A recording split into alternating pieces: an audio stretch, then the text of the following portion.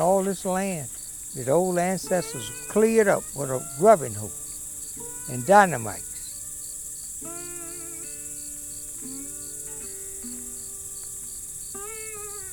I used to help my daddy grow a hole under the stump and put about 4 sticks of dynamite and a little cap.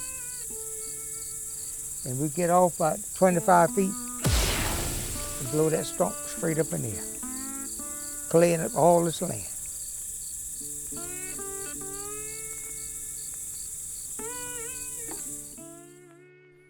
I was raised on stories like this one. This land in Rigglewood, North Carolina, cleared by my grandfather with his own hands and a few sticks of dynamite, has been in my family since the 1800s. But it's more than land, it's a record of what we've built, what we've protected, and what we've passed down. Last summer, I came back here with my friend James, an artist whose work explores Black history, migration, and memory. He built something called the Watermelon Couch, a handcrafted sculpture shaped like a couch but painted and textured to look like a watermelon. It's a surreal, joyful object that he hauls across the country, inviting people to sit, rest, and reflect. Wherever it goes, the couch becomes a portal for storytelling, especially about what it means to be Black in America, to move, to stay, to survive, and to create. We brought it here to this land, not just to document this place, but to listen. Because my grandfather, Daddy Tito, is one of the last ones still telling the truth about what it took to hold on to this soil. This is his story, and ours. My grandfather came out of service in 1865 in Wilmington. And from what I gather, he was coming through here, settled down, and started a family. After the Civil War, Archer D. Shaw came home a Union veteran. Land grants were promised to Black soldiers, but rarely delivered. Still, Archer bought his own, plot by plot, laying a foundation for the next generation. We lived here and made a living on this farm. My daddy worked at a brickyard making bricks, and we bought the farm to make a living for the family. And we raised our own food. We canned our own meat. Back in 41, 42, 43, and 44. Farming wasn't just survival, it was strategy. The brickyard paid the bills. The land kept them fed. By the 1940s, Archer's son Fred worked long days at the brickyard while his children, Daddy Tito among them, kept the farm going.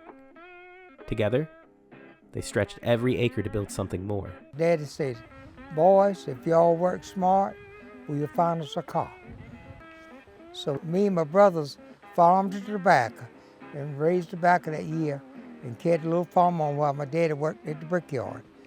And then my daddy purchased that 39 Pontiac for $800. And we was one of the first cars in this area.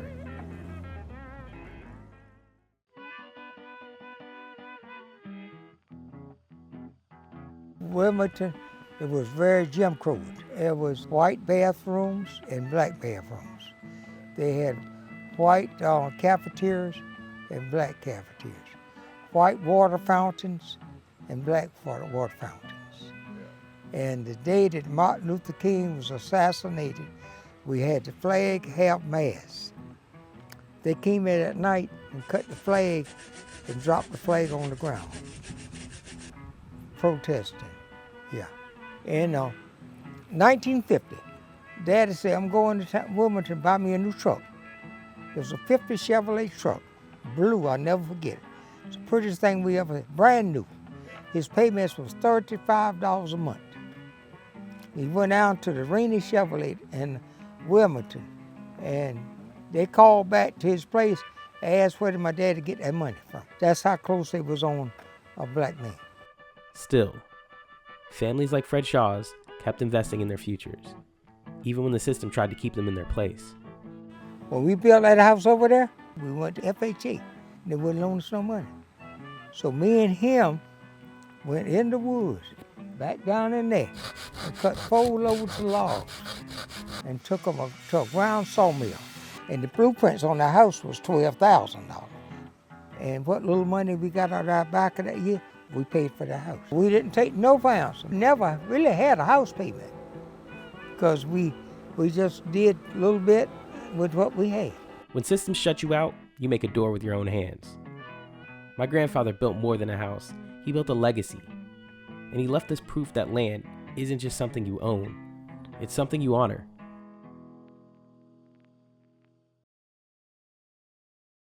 Hey, I'm Theo Hollingsworth.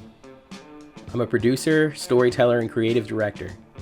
And just recently, I made a big move with my wife and 2 kids from Oakland, California, to a little town called Curry Beach, North Carolina. It's been a shift. Slower pace, more nature, a different rhythm altogether. But the move wasn't just about family. It was about coming home. My mom's side of the family is from Rigglewood, North Carolina, just up the road. And it's there on my grandfather's land where this project was born. The Watermelon Couch is a docuseries about legacy, land, and the stories that live in soil. It's about Black families like mine who have worked the land across the South for generations. Not always by choice, but now by intention. At the center of it is a couch, a big, bright, hand-carved watermelon couch created by artist James Shields, one of my closest friends and collaborators. James isn't just the person who built the couch, he's the soul of this project's aesthetic. He sculpted the couch by hand from wood and foam and paint, turning it into a work of art that's playful, powerful, and deeply rooted. But more than that, James is also a storyteller. He's a muralist, a painter, and a sculptor, and someone who has spent years capturing Black life, Black history, and Black futures through his art. He designed the couch to be more than a set piece. It's a conversation starter, a portal, a symbol of joy, inheritance, and rest. And every time he brings it into a space, a porch, a garden, a tobacco field, it shifts the energy. People sit down, and something opens up. This first episode is deeply personal. It centers my grandfather, Daddy Tito, who's in his 90s and still farming, still mowing, still mending fences, still planting. He doesn't call it sustainable agriculture, he calls it doing what needs to be done. This episode gives him the mic, with no agenda, no polish, just the truth of how he sees the world, told from a couch that looks like a slice of watermelon. What you just saw was a short sample. It's a teaser of the first episode, and while the visuals you saw are still images, paintings, and sketches, that artwork is really our storyboard.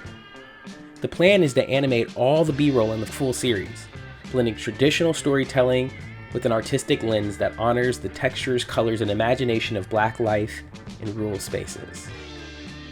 Long term, this series is bigger than one family. We're traveling across the South, from North Carolina to Mississippi, from Georgia to Texas, capturing Black farming stories that don't often make it into the textbooks or headlines. We want to highlight the cultural knowledge, the craftsmanship, and the quiet genius that lives in these rural spaces. And we want to inspire the next generation of Black people to reconnect with the land. Not out of obligation, but out of possibility. We want them to see beauty in the dirt, value in their grandparents' stories, and potential in the spaces that have been too often overlooked or abandoned. We believe the land holds healing.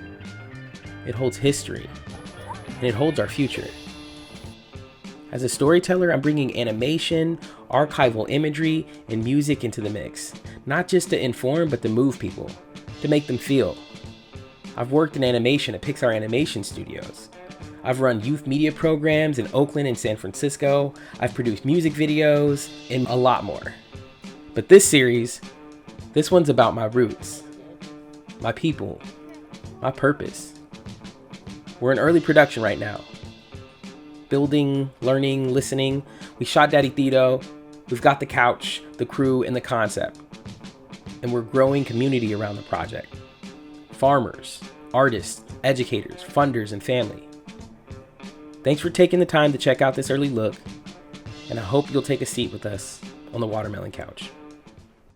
But it's mind therapy, long living.